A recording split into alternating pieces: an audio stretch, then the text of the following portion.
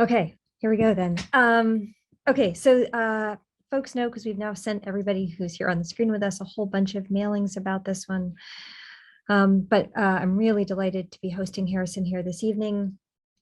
In addition to being probably one of the first people, I think, outside of Georgetown that I actually talked about the Pivotal Network with over a nice lunch in Austin, Texas. I've had the pleasure of working with Harrison now for a number of years through the American Talent Initiative that brought our schools together, thinking from the university level about how it is that we manage to accept and educate more kids at schools like Georgetown and like at UT Austin when he was there.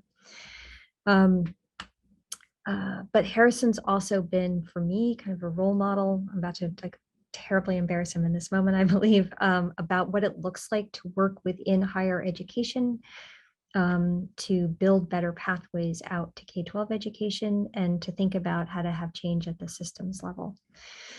And so Harrison's been, I don't know, Harrison, I'm going to try not to take too long, because you have this epically long CV. And so we sent most of this around to folks, but kind of do a couple of quick pieces here, because I'm also going to let Harrison tell most of his own story. He's originally from Texas, went to Notre Dame for his undergraduate work, and got his PhD from Georgetown. So he's a Hoya as well.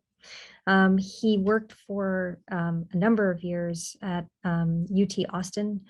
Most of that time was spent in the president's office working on issues of strategy and policy, but very much of his own initiative, created a number of programs reaching out. And so if you're from Texas and you know about on-ramps, then that's Harrison's brainchild and ideas. For the last few years, though, he left UT Austin, and he's now working at the state level as the Commissioner of Higher Education for the state of Texas. And it's in that role that we're happy to welcome him here. He's been, I think, probably for that whole period of time, also a member of our advisory board. And I rely heavily on talking with Harrison to try and understand what things look like at these very large systems level. We believe in the Pivotal Network about the value of individual relationships and working with individual teachers because of the tremendous impact that they have. But we also know that we need to think about change and policy at the systems level to make things happen. And so it's in that vein that we've invited Harrison to join us. Okay, Harrison, so let's see here. I warned you about kind of the drill, if you will. So we believe in storytelling within the Pivotal Network. And one of the things that we ask our Pivotal educators to do is to think about pivotal moments in their lives, those kind of signature moments that help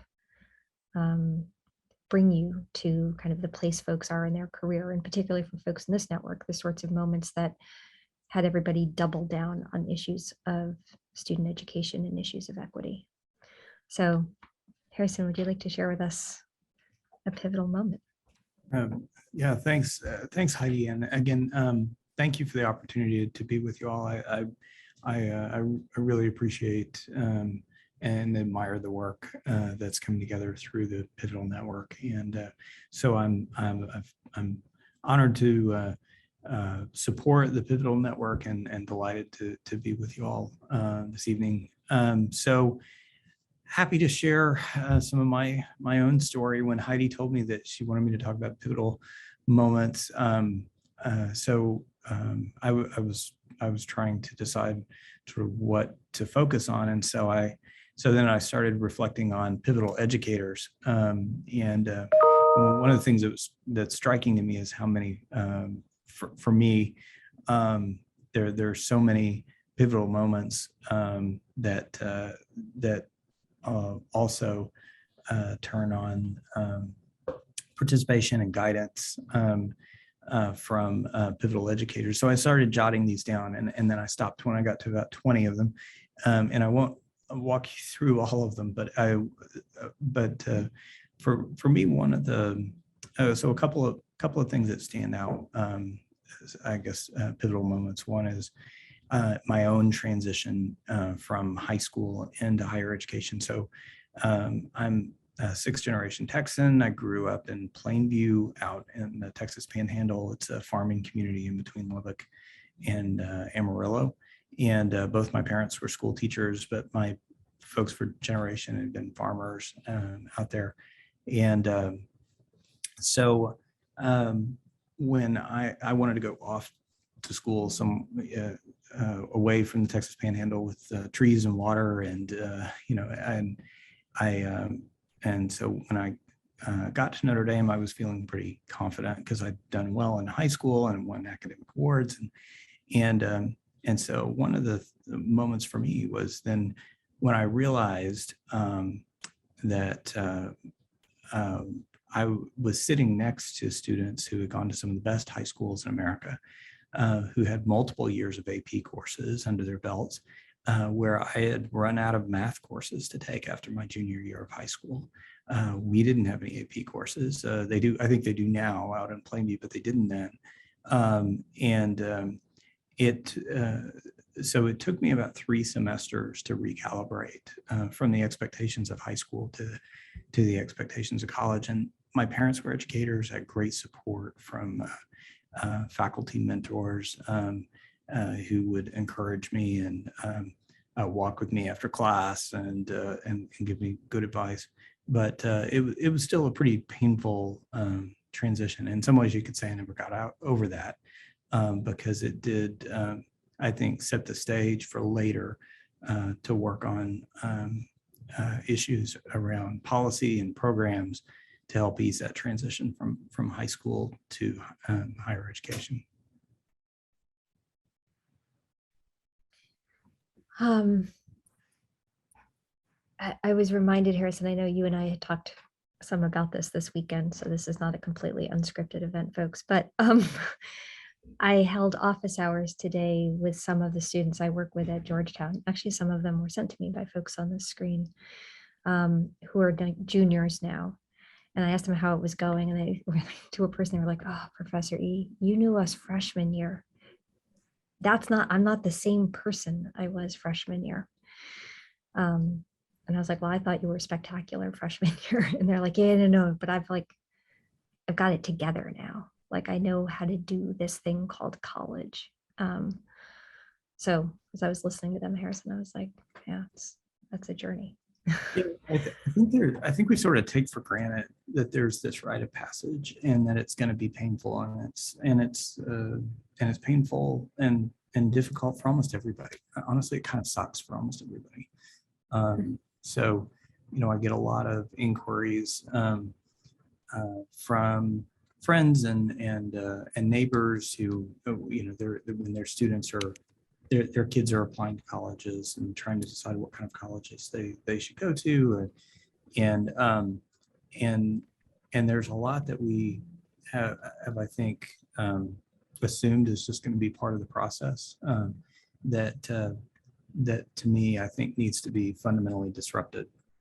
I mean, I actually argue I think there's no area of educational policy in more need of fundamental disruption than that transition from high school to college, because I think it's broken. That's a place where we tend to reinforce and exacerbate historical inequities. It's a place that we leave too much talent on the table. I could share just a few, here a few of the kind of data points that I shared with our policymakers and that keep me up at night. That we in Texas now, and just to give y'all there are a couple of Texans on here, but for those of you who aren't as familiar with us, so Texas is really vast. I mean, we have more students in higher education than 16 states have people. We have if we were still our own independent country, we'd be about the 9th largest economy in the world, larger than Russia's economy, by the way, just the state of Texas. We have, but we've been losing ground in that direct enrollment of students from high school to college. even pre-pandemic. So each year we were starting to see a gradual decline. So we had and then we took a big dip of about 6.5% during the height of the pandemic. So we have about 45% of our students enrolling directly in college after high school. And when you look at the data more deeply, one of the things I was startled to learn is how many students, even from our highest achieving students, don't participate in college. So I started looking in this data because I was worried about how many students go out of state, because New England schools, Mid-Atlantic schools, Midwestern schools, even SEC schools outside of Texas aggressively recruit Texas students. Texas is one of only a couple of states where we're not declining in our high school age population. And I was startled to find out that we have even more students who don't participate at all in higher education. So for example, if you look at African-American students who qualify for automatic admission to our state universities under the top 10% law, we had about 17% of those students not enroll at any college or university in the United States that reports data to the clearinghouse right out of high school. For Hispanic students, it was just above 16%.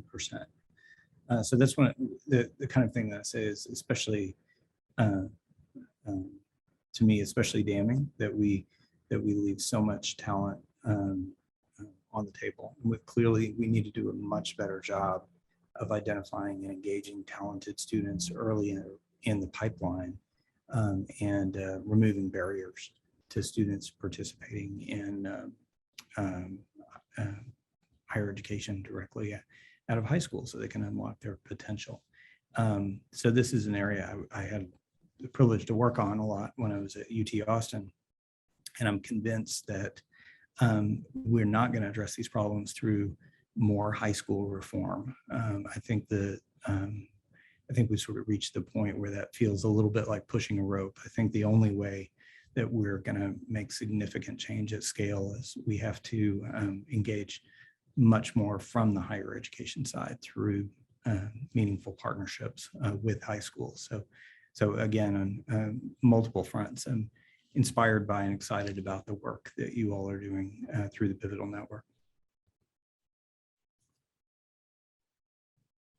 Harrison, one of the conversations that you and I had, because I know we could talk about on-ramp specifically, but I'm actually wondering, your real passion is for the power of data, and what data can teach us. And I think oftentimes for educators, data is like a bad word because it's kind of the thing that systems impose on teachers as like versions, and students, right, as versions of like toe the line and punishment things. But your vision of data is as a driver of equity and very student-centered. And I'm wondering if you can talk a little bit about kind of that larger vision you have. So I guess for me, I'm interested in how we can get sort of three different things to converge. One is, we have incredibly rich data. So in Texas, our agency, the Texas Higher Education Coordinating Board, we're the stewards of the state to combine educational and workforce data infrastructure. And one of the reasons I took this job is because of the potential of that data to be used to help inform and improve educational opportunities for students. We mostly collected data for regulatory purposes, not for improvement purposes. So one of the things we're working on now and resourcing, and we've had a major project underway for the last year or so, is how do we prioritize turning data into I'd say actionable intelligence to power new kinds of advising tools for students and families, to power dashboards for educators so they can get a sense of how students are navigating their programs and where they're getting hung up, what students' performance is like across courses instead of only within specific courses, that kind of thing. And so it's definitely a key piece, and I have a passion I have a passion for turning data into actionable intelligence and making it useful. The other two things that for me are pretty close to my heart. One would be is I'm a big advocate of educational technology. So when I was a vice provost at UT, I led our Center for Teaching and Learning and reorganized and launched what we renamed the Texas Extended Campus with the sort of university level courses and professional development opportunities. And it was when I was doing that I had the opportunity to found Heidi mentioned the on-ramps initiative. So on-ramps, just for quick overview, is it's a dual enrollment initiative that is unique in that it's dual enrollment in the sense that students really do take two courses. They take high school courses that are designed and supported by higher education institutions, especially UT Austin. And then the students are also taking online college courses taught directly by the university. And if those students do well enough, they can earn credit for the university. But the focus of on-ramps isn't really on the credit. It's not really on getting students college credits and accelerating their paths through their programs. That's a secondary goal. The primary goal is making sure that students are ready to do the next thing, to help giving students the opportunity to, so we can increase the number and diversity of students who are going to be well prepared for competitive institutions and for our most competitive programs. And so when I founded the program in 2011, I think we had one computer science course. And I think we had like 167 students or something. And we were able to drive to scale. So I think to date, on-ramps has served more than 105,000 students. The majority of them are first-generation college students, 2/3 of them students of color. And a lot of folks will focus on the educational technology being part of that, like that there's an online course and there's a lot of technology that's incorporated into it. That's certainly really important, and I'm passionate about that. But what makes on-ramps sort of the secret sauce of it is a third thing, and that's that it's really built on a facilitated network of committed educators. So there's now about 1,500 educators who are supported by and affiliated with the higher education institutions that participate in on-ramps. And so I think it's really this, the three components that I think can converge is, having the data that gives you the actionable intelligence, you're using the technology to enable new kinds of learning experiences, but also to take these opportunities to scale, but really powered by facilitated networks of educators who are connected to each other, who can support each other, and who are supported by faculty at the higher education institutions. It's that combination that I think has enormous potential for driving change at a systems level and also for enabling impact at scale. Folks, I dropped this into the chat, but I also wanted to emphasize that one of the things Harrison and I were committed to doing was to keeping this conversational. And I know that the longer he and I talk, the later it is that we get to all of your ideas and questions. So I want to just pause here and see Joseph, welcome aboard. Also a member of our incoming third cohort of Pivotal Educators, and delighted to have you here with us today. And Tia Wanda, hey Tia Wanda. Uh-oh, I feel like Tia is not able to unmute. Okay, we're gonna wait for Tia Wanda to join us here. Do we have folks with questions though? Denise, I was pretty sure when you logged on today that you said you had questions, but are there people, I mean, Harrison and I can chat for a long time, and he and I have been known to hang out over a dinner and for like hours on end and talk, but I'm hoping that the point of this goes for all of you to have your questions, be able a chance to ask those questions. I have a question. So okay, go first, Joseph. thank you. So the transition that you talked about definitely resonated with me, I remember, you know, coming to Georgetown and feeling like everyone is richer than me, smarter than me, all that. And I know for my students, it's even harder. And there's so many great programs that help my students transition, but the issue tends to always be with, for lack of a better word, the rich kids. So how are we, you know, they're the ones that really need to make changes. I don't know. So how can we bridge that gap? Because we have all the programs that help our students transition academically and socially, and there's great sessions about all that, but still, you know, they have the roommates going off to the, you know, $100 birthday dinners and feeling out of place. So I don't know if there's any ideas around that. Like, how do we orient kids from wealthier backgrounds to be more inclusive and welcoming? Yeah, that's a good question. It's not something I had a lot of direct experience with growing up with my parents being educators. I would say, at least I wasn't one of the rich kids there in that scenario, but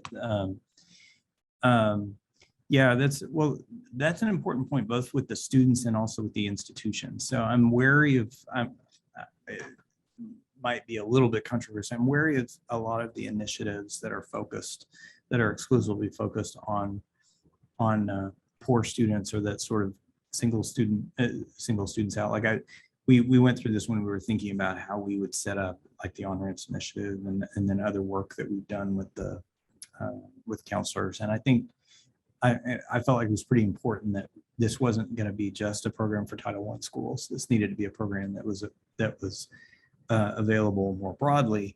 And so we do have some more affluent schools, and we do have a lot of really poor schools who are all involved in the same kind of experience. And so then you really do have students participating in similar educational experiences. And when they transition into higher education, I take your point that I think one of the things that I think our institutions do need to pay more attention to is not just on the kind of social opportunities, but how you build up human capital, what kind of internship opportunities are available to the rich kids versus the kids who aren't as advantaged, or what kinds of study abroad opportunities are available, right? That kind of thing, because one of the things that we've seen in some of the programs is when you sort of focus, when you have narrower conceptions of student success, where you're just focused on like students being successful in an individual course, or even persisting in their major, or persisting at the institution, or graduation rates, those kind of conventional metrics. Sometimes we see that students are, we can close achievement gaps in students graduating in 4 years, that kind of thing. And we need to do that work. But we also need to pay attention to the career trajectories. What we see on average is that low-income students don't advance in their careers at the same rate as the students that aren't as poor. We see in general, there's a strong correlation there with race.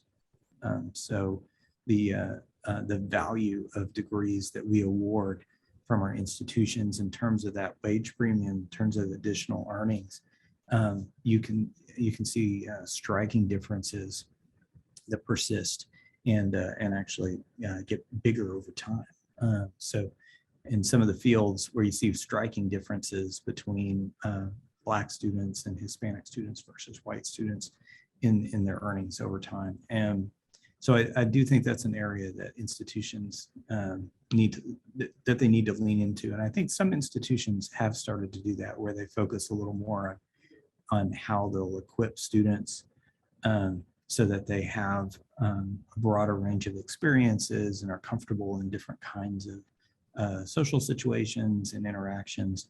But that takes a different kind of structure and a broader conception of what student success looks like.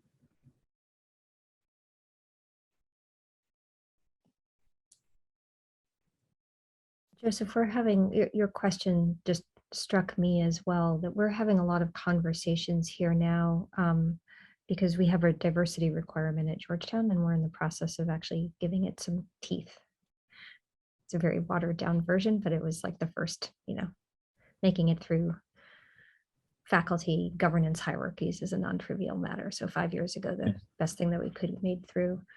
And the question keeps coming up about how do we make sure that all students are carrying the weight of the shared community learning and growth around that requirement? And how do we, that's a difficult task. Our society has demonstrated how difficult that is. And they're 18. Yeah. Right. And so but I think your question is an important one about who all needs to adjust to create a diverse, welcoming campus. So one of the things I throw out there, just that, where I think there's a lot of untapped potential is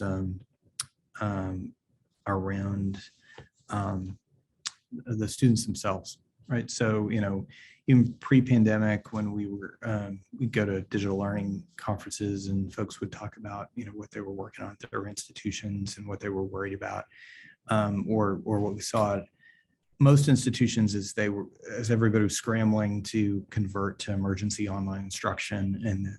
And I think a lot of places missed an opportunity to consider the role that students themselves play. I mean, what we saw when I was at UT Austin is that, when we would build these amazing learning experiences for delivery on campus or delivery through the on-ramps initiatives to students around the state, or when we did MOOCs and we had folks around the world, there were a lot of amazing content was being created by the students that were participating with us. And I think we would tend to assume that the faculty are going to be sort of the authors of all of these learning experiences, because the faculty have authority over the curriculum and they've got authority and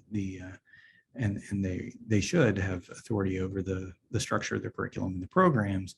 But that doesn't mean that you can't have students as co-authors, right? And enlist their creative talents to help design and calibrate learning experiences more to students' needs.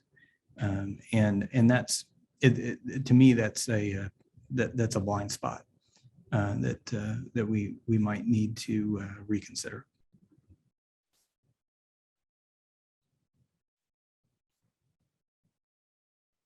I'll say we have tried to, like when we're doing a lot of grant programs through the Texas Higher Education Coordinating Board, or like federal stimulus funds and around creation of digital learning opportunities and other things. So we did start to build in that we give folks additional points when they engage students in the development of these learning experiences to just try to signal and encourage institutions to think about how they might do that more creatively. I think that's great. I think maybe even, I'm sure it's also about courses that are offered as well. And it's how often do students really get to have input into the schedule of classes. And I do kind of, just because I'm a nerd, monitor every semester when the new schedule of classes come out.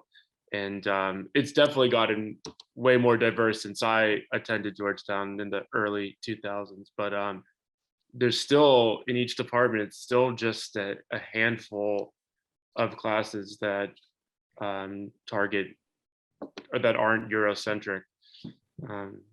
So just something to think about. Yeah, so I hope I'm coming off as too negative on my first day. But yeah, so some institutions have had good luck where like they'll have these January terms or other things that will enlist the students more directly with some faculty mentors and where students are creating learning experiences and having to facilitate those learning experiences. And I think that can be, just from my colleagues at some other institutions, that can be really powerful.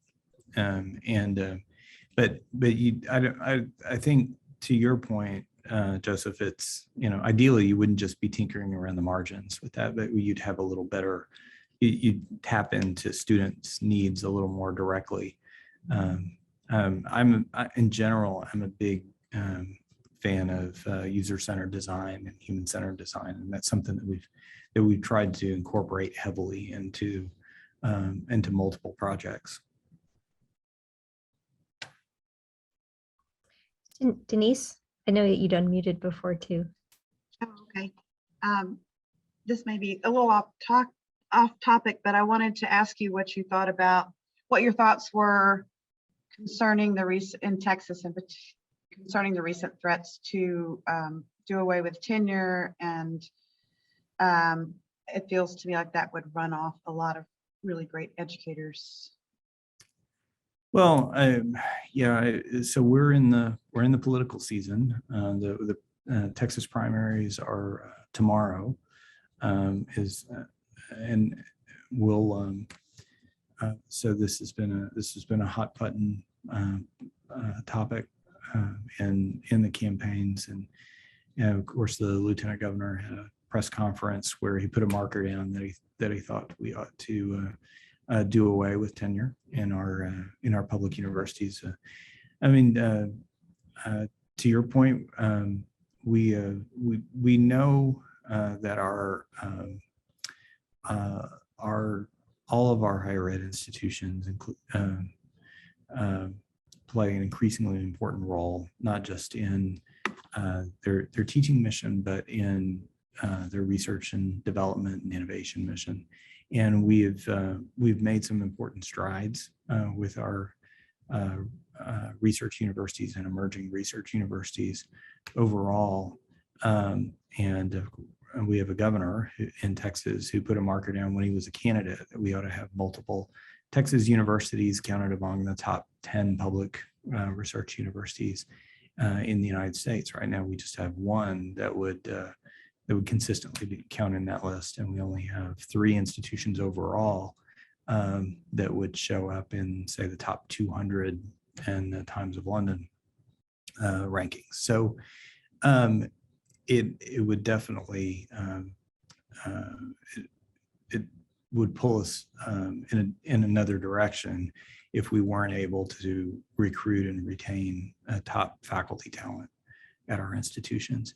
But again, we're in the height of the political season. We'll have to see kind of how these discussions go. The legislature doesn't even convene until next January, so there's a long time between the primaries and the legislature actually convening or passing a bill. I do expect that we're going to have a robust discussion and debate about tenure and academic freedom over this next year.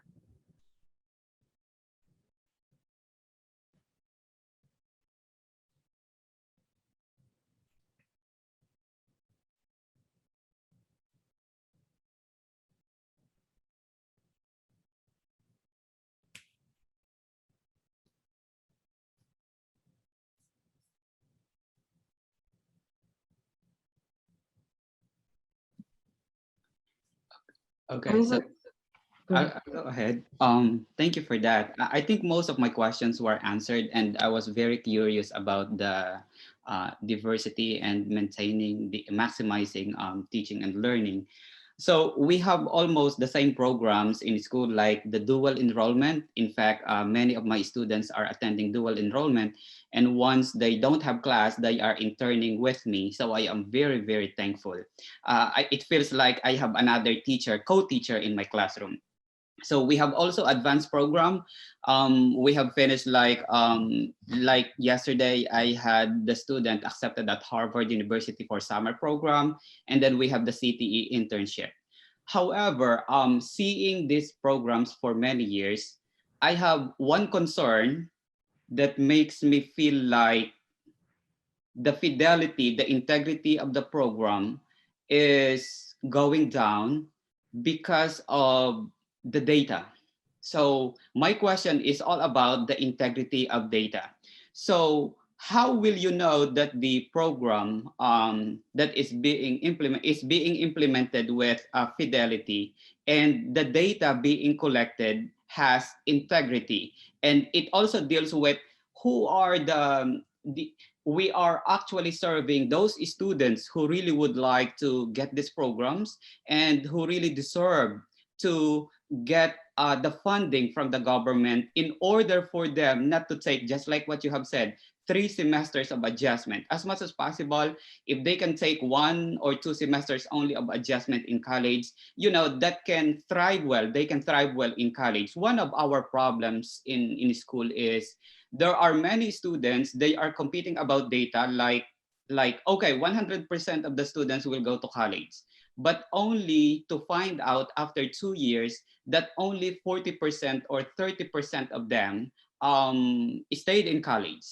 and only 10% will be graduating. So I am thinking of what happened to the data being collected that the students are thriving in those special programs so that they can do well in college. Yeah, this is a critical issue, whether we're talking about AP or we're talking about dual credit or dual enrollment programs. How do you make sure that students are actually going to be ready to do the next thing? So when I was at UT Austin, I would teach freshmen sometimes, and so I remember I had one student from the inner city Houston school, and he had stopped turning his papers in. So I had him come in to visit with me and what's going on, and he was just beat down. And he said, you know, he had been a star in his high school. He won all the academic awards. He'd gotten A's in his dual credit courses and his AP courses. And he said, I thought I was going to come here and I was going to dominate. I was going to go to medical school, become a doctor, and go back to my community. And he was really struggling as he was taking chemistry and calculus and biology all at the same time. So I'm one of the things I'm particularly wary of in some of these courses, dual credit courses, AP courses, is when you have one grade that counts for college credit and for the high school credit. So it's hard to make sure, especially hard to make sure that the grades are going to be consistent and aligned with the kinds of grades that students would get in their college courses. So that's why we went the direction of having 2 grades. So we have the high school course that the high school teachers would grade. And then we also had a separate online course where we had an instructor record was university faculty and graders from the university and other universities around the nation that we enlisted. We did a lot of training and a lot of work to make sure that the grading would be consistent. So you can just so you can give a clear signal to students. So sometimes students might get an A in their high school class and a C in their college course. And what you would want to see over time is those grades start to converge both on the student side and also on the high school teacher side, as the high school teachers also recalibrated and got a better sense of what the expectations would look like. And a lot of times it wasn't like, I'm wary of folks talking about this in terms of rigor, because it might just be in terms of the nature of what the expectations would look like. So it was less sort of just like reflecting information back that the students got in a lecture, that kind of thing, and more students really delving into analysis or being able to formulate a problem. So students being asked to do different kinds of things than they'd been asked to do in typical high school courses. So I feel like that these things aren't very well aligned, and currently in the ways that we use our grades, the ways that our public school accountability systems operate, create disincentives for that alignment. So I'm really wary of some of the kind of breathless enthusiasm about let's get students to earn as many college credits as they can while they're in high school. I think it would be better for students to take fewer courses, but make sure they're really good courses. They're really high quality courses that align with what students are going to be asked to do next. So students have clear signals. Because frankly, by the time the students get to the higher ed institutions like Georgetown and UT Austin and other institutions, they're much more humane than they were when all of us were in college. They're getting a lot better at supporting students and keeping students on track. But a lot of those support, so like at UT Austin, they would say a student got into the calculus course and they were struggling, then they had mechanisms where students could have a no-fault drop from the course and be able to try the course again, or maybe go into a preparation for a calculus course and then take the calculus course. But by that point, what we're talking about is a student already being off track to complete their STEM major. It's effectively a path out of STEM fields.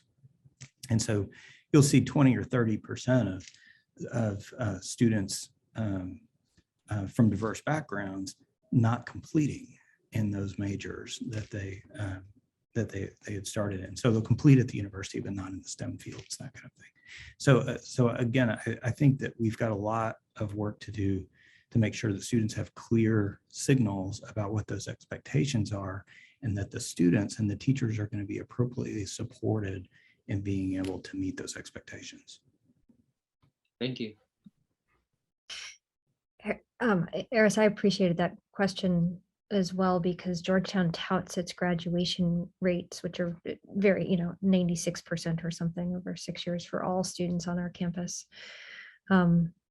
But I think the devil is in the details with the data sometimes, right? So we used to graduate almost nobody who was low income first gen from the sciences, for example, but they graduated from Georgetown, so it didn't show up as a problem in the data system. Yeah, right? And there's that nuance matters. Yeah, and there was certain, so this is where like looking into the data within the institution, and then folks notice like, oh, it looks like we're losing all the women from physics. And when does that happen? We're losing, the first generation students in STEM more generally, like what are the courses where this happens? So one of the things that I've worked on from a policy standpoint, and in these programs is, okay, so how do we give students a longer glide path? How do we identify and engage students earlier?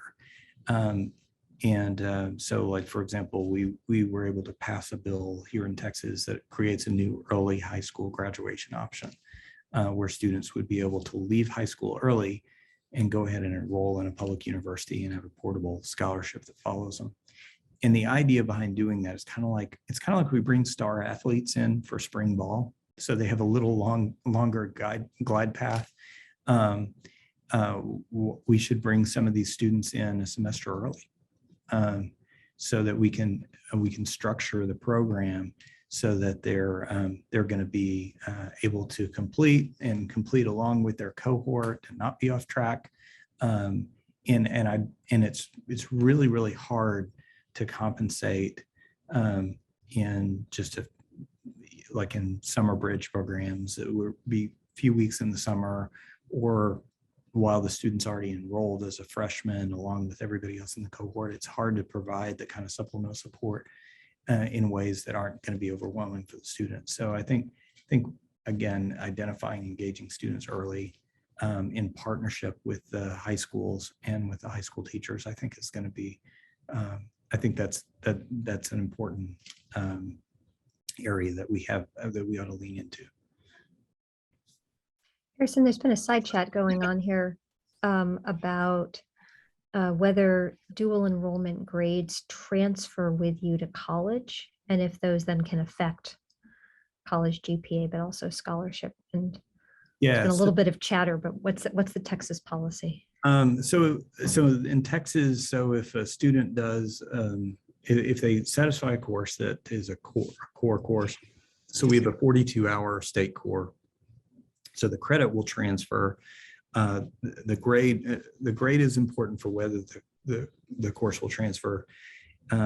Depending on the institution, sometimes it counts, sometimes it doesn't. So like if a student does an on-ramps course and earns credit from on-ramps, that grade does count towards their cumulative GPA at UT Austin. It does follow them to UT Austin. But if they went to Texas A&M, then they would get the credit, but it wouldn't affect their cumulative GPA at Texas A&M. So it varies a little bit. And I know that there are some of the, so especially private colleges that may or may not accept any of that credit towards students' programs. Again, where I come down on that tends to be, I'm much less concerned about whether the students are earning credit and whether the credit necessarily transfers. If I'm more worried about whether the students are really ready to do the next thing. And so we see a lot of students who've accumulated a ton of credit who will sometimes still struggle in their subsequent courses. And there was a question about where the responsibility is. I think you can't just put the responsibility on the high schools. I mean, there's a long tradition of higher ed saying to high school teachers, we would do better if you just sent us better students. And of course, employers say that to higher education too, in general. You've got to have a partnership where folks understand, here's what students are going to be asked to do, and here's what the problems look like, and where there's the ability for folks to calibrate those expectations. And I see some great examples of that in Texas and across the country of where you have high schools and higher education faculty working together so that folks understand and can calibrate those expectations. Hi, everybody. Good evening. I do have a quick question, and I guess it more so centers around attitudes, and how much does that play into your consideration for your programming. For example, I know in some of the work that I've done with girls in STEM, and particularly girls of color, and this is Tiawanda, by the way, and I'm an African-American woman who is in science, who had a STEM major. And just wanting to see, just based upon the comment that you brought up about how you're losing female students or women students in physics, and why is that happening? And I'm just wondering, in your research, have you found that attitudes play a role in that? Like, for instance, what we found in some of our work is that girls have a negative encounter with a science teacher, and then they begin to feel like science or math or technology is not for them. And just the overall attitude that women don't belong in STEM. And then in particular, the numbers get really much smaller when you talk about young women of color who are interested in STEM. They tend to say that is not for me. So how do you guys factor some of those gender responsive attitudes into your work? So a couple of things. So some in the programs themselves. So one of the things we've struggled with in the high schools is how students are referred to courses, and we'd tried to push on the high schools to lower the barriers to entry for students, especially when you're talking about a course like in our courses where students get the 2 grades, the high school grade and the college grade. That's also what we were trying to do, is de-risk for the students and for the high schools, students trying something that was really hard. So if the student doesn't get the college credit, they don't get the college credit. It's not like that's ever going to. We even let students take late drops so that it wouldn't show up on a transcript as a course that they had dropped and that kind of thing. So that I think trying to lower the barriers to entry about who gets to take the courses in the first place, and not doing so much rigorous filtering on the front end. I think that's an important piece of it.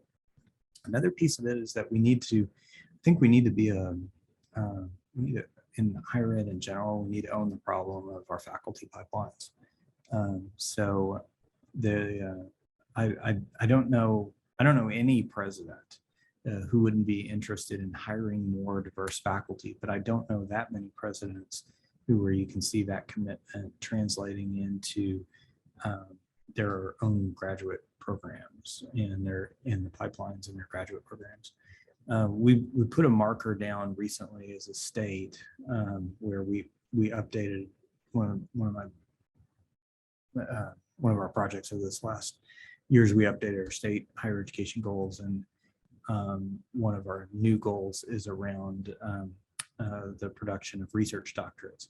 We produced like less than 500 African-American research doctorates across the entire state of Texas last year, and didn't do a lot better than that with Hispanic research doctorates. And then you start breaking it down by field, and it looks even worse than that.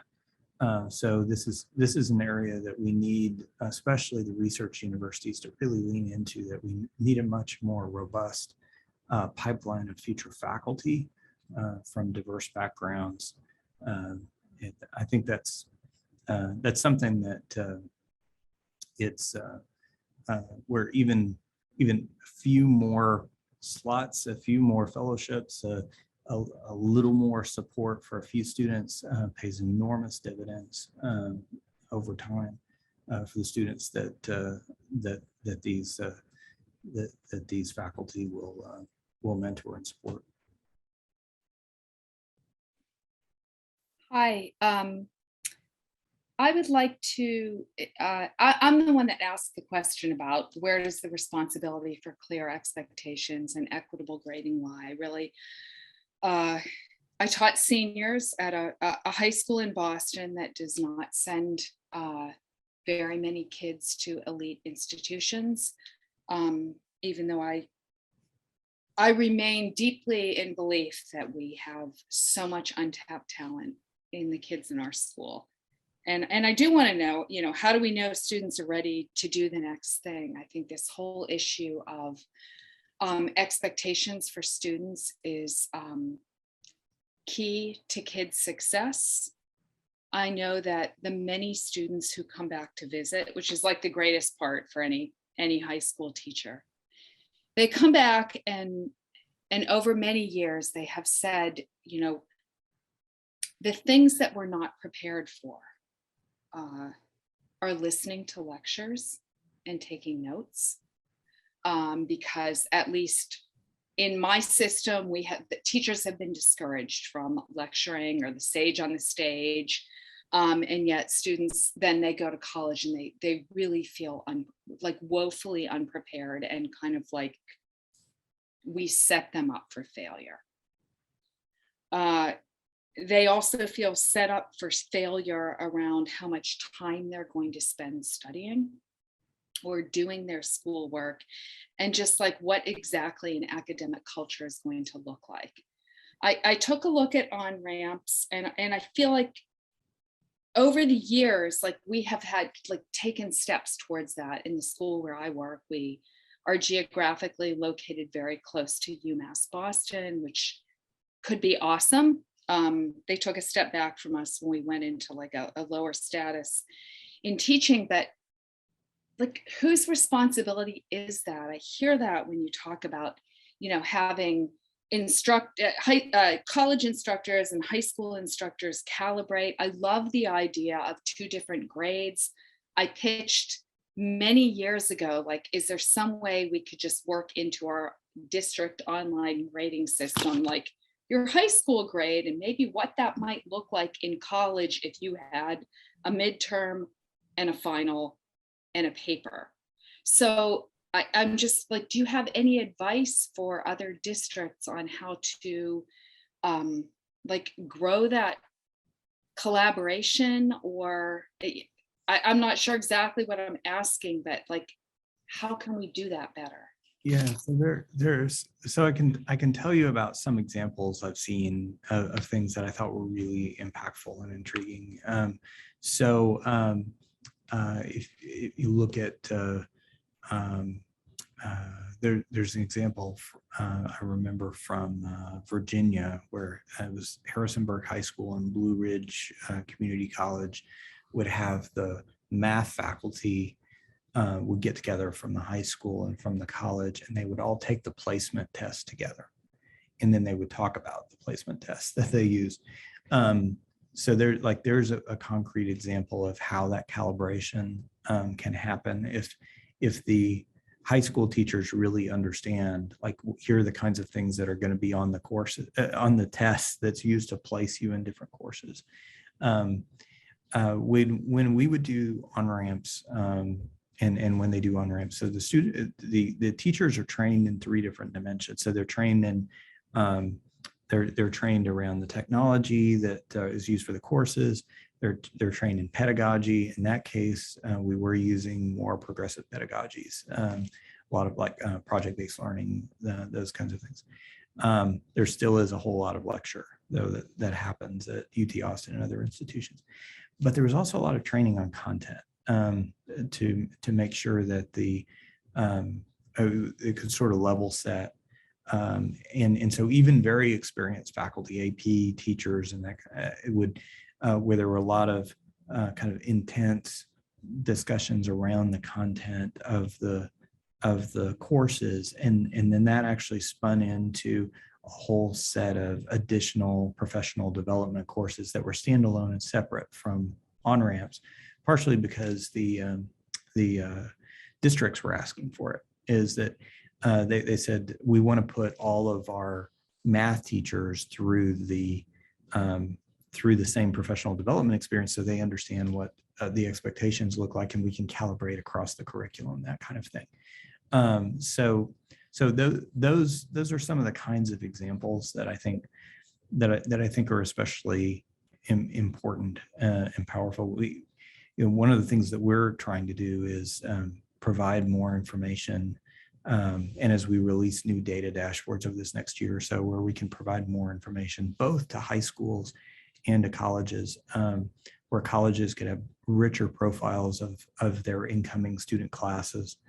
And then the high schools need more detailed information about the performance of students and where they get hung up. Like, is there a pattern that students from your high school or from high schools that have certain kind of characteristics, that students tend to get hung up around this point in their programs? Like, or like there's an issue in the general around what happens in general chemistry, or what happens in the calculus courses, that kind of thing. Is it those are good examples of where we have this data. We just have not made it available to help drive improvement. We've tended to use it more in kind of a regulatory way, or in some cases just to help issue ratings for schools.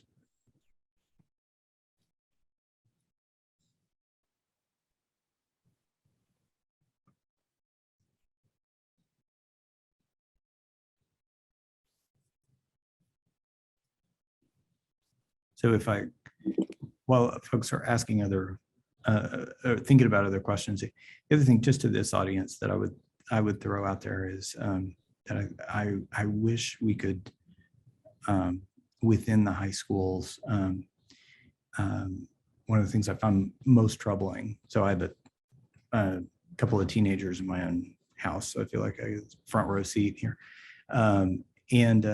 We just have this, at least in our school district, this relentless tournament mobility, especially around the math curriculum, where there's so many ways for students to move down as they're working through the curriculum, and they're sorted while they're in middle school.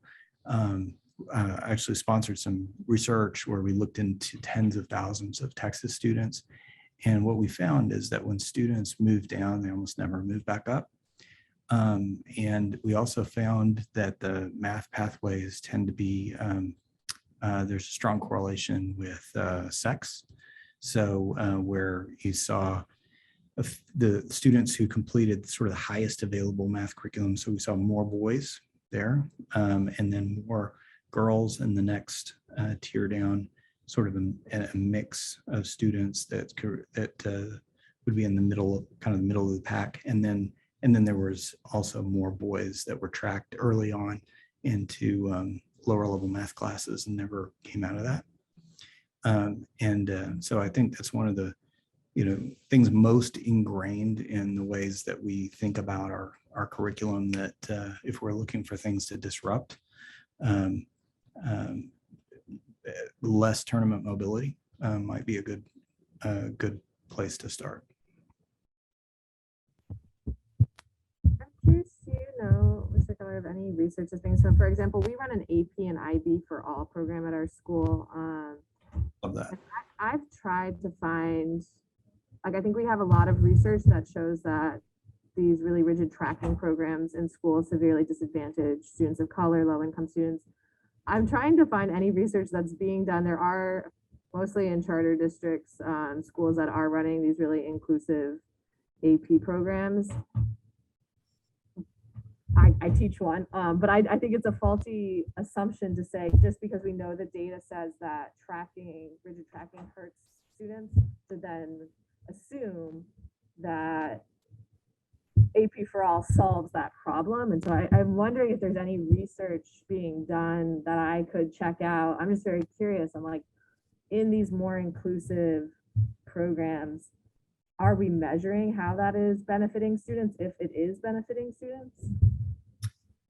Yeah, so it's good question on the AP for all, or there are some schools that have really leaned into dual credit in early college, high school kind of programs. I'm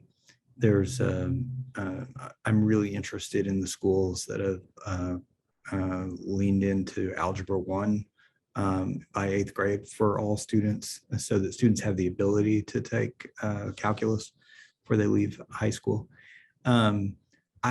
I have not, offhand, I haven't seen rigorous research that would help us really understand the questions that you're getting at. And I think some of it is because there's a lot of variance, and you'd want to know more about the particular AP courses or the dual credit, dual enrollment courses that students are taking. So I've seen some things that, like, if you have students take a mix of AP and dual credit courses, they're more likely to persist in completing college, and that does help close achievement gaps and that kind of thing. But then when you look more deeply, there can be variance there in around the courses. And I think in general, we need to do a lot more work to help support teachers so that they can, so you have that sort of quality control that's networked across multiple schools, if that makes sense. I know individual teachers who, even experienced teachers who, it could take 3 years before half of their students are getting 3s and better consistently on AP exams. And there are some districts that have done a really good job with rigorous professional development, but we could do a lot more at scale so that we could get people up to speed faster and get better results faster.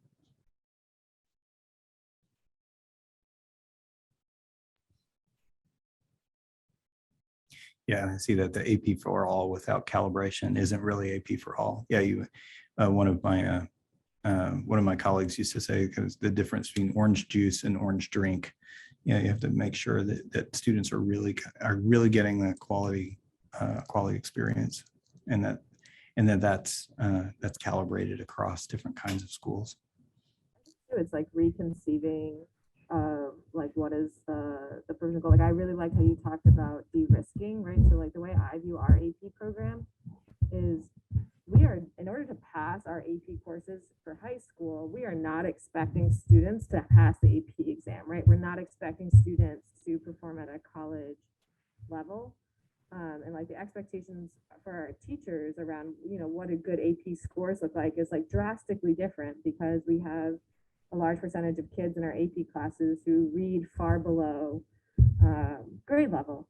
And so you can't teach that class the way you would teach a traditionally tracked AP class, but we de-risk that opportunity for students, and then work really heavily on differentiation, so that, yes, you might not be writing an essay for AP World History at the level that College Board wants, but you may have become a much stronger reader and writer in this class, and that's going to be enough to pass at the high school level. Yeah, and smaller if portion of they're our on that, if they're on that trajectory, that's really what's going to be most important for the student. But in any case, I think it's important that students understand everybody's going to struggle, and they need to understand that I think what I see with my own kids and the impression I get is there are a lot of students that just haven't had there's a lot of support structures and a lot of opportunities to retake things or have low grades dropped and replaced with other things and all that kind of stuff. And I'm on one hand, I don't mind that because of the way that we use grades. On the other hand, then is a student really getting a signal sort of about here's where you are and what the expectations are. And I think I tend to be a bigger fan of like giving, having, when I would teach my own classes, having the grades more turn on what the best things that students had accomplished, as opposed to, where you blew the first exam and now like mathematically it was impossible for you to get better than a C in the course or better than a B in the course or something like that. So we did see, and we do see across what we were doing with the on-ramps courses, though, you could predict with a high level of confidence whether students would be able to get the credit or not by their performance on that first exam. And I think one of the most important areas that we're continuing to work on is how we can tap into what we know, what we're learning about memory and motivation and grit and the research on mindsets and that kind of thing, so that we can help students overcome those early setbacks and be able to push through and adjust and recalibrate to those expectations. And then again, I would pitch that their grades should turn more on what they're able to accomplish than those early first missteps.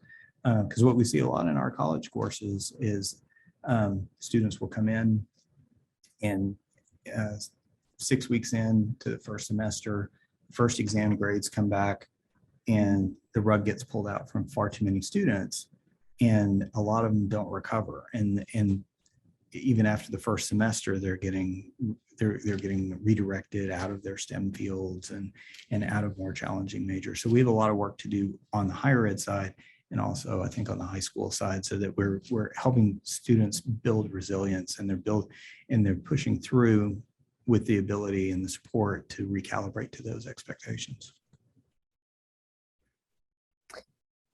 I'm looking at the clock and I know that everybody needs to be heading off to lead their lives. I feel like we could keep this conversation going forever. The good news for all of us is that if I have my way, Harrison will be permanently attached to the Pivotal Network as a member of our advisory board. So we'll just invite him back for another fireside chat. But I put it in the chat. We're trying to like learn from all of you what you're learning from these sorts of fireside chats. So before folks can go, it'd be great to drop some notes in. Thanks for folks doing this. Thank you for joining us today, folks. My absolute pleasure. And Harrison, thank you so much. I feel like this conversation could have easily gone on for hours if it wasn't a Monday and we were all like kind of flat out on it. But thank you all again for the opportunity to join you. Thank you all for the work that you're doing for your kids and your classrooms, and vitally important work. Again, I deeply admire the work of the Pivotal Network, and so I want to strongly support the work that you're doing. And so just let me know how I can help, Heidi, and I'm all in. Thank you. You know me well enough, Harrison, to know we'll take you up on that offer. Everyone, thanks for joining us. This was really great to have you all here with us today.